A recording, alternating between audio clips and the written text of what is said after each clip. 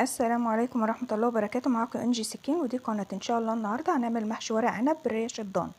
هنا معايا 4 كوبايات من الرز المصري مغسول ومتصفي مش منقوع، ومعايا بصلتين كبار مفرومين ناعم، و3 حبات من الفلفل الاخضر مفرومين ناعم، ومعلقتين كبار من الثوم، ومعلقتين كبار من زيت الزيتون، ومعلقتين كبار من الكزبرة، ومعلقة صغيرة من الكمون، ومعلقة كبيرة من الملح.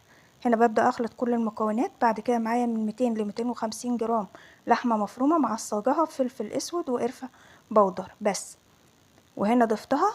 ومعايا حزمتين من الكزبرة والشبت. بدأت خلطت كل المكونات دي، ومعايا 900 ملي من عصير طماطم المتسبكة.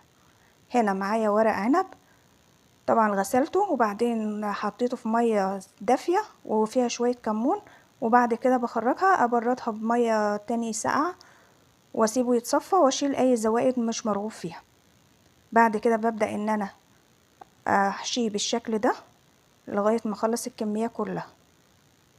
هنا معايا كوسة متقورة بدأت ان انا احشيها، ومعايا فلفل. في الوقت ده الكمية اللي معايا بتاعة الرز كنت هكمل بيها بقية محاشي، بس للأسف ما كملتهاش معاكم في الفيديو. هنا معايا الريش الضاني، تبلتها بشوية من الفلفل الاسود وشوية من الملح.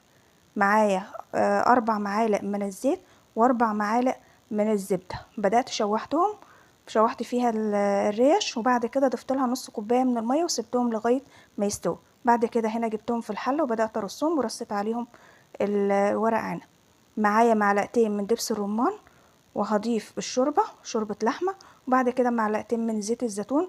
طبعا شوربة اللحمة او اي شوربة هتكون النص اللي تحت بتاع الحلة، ونفس الوضع بتاع الصينية هنضيف ربع بس، وهنسويهم. مجرد ما بينشفوا بنهدي النار، بتتشرب السوائل بنهدي النار.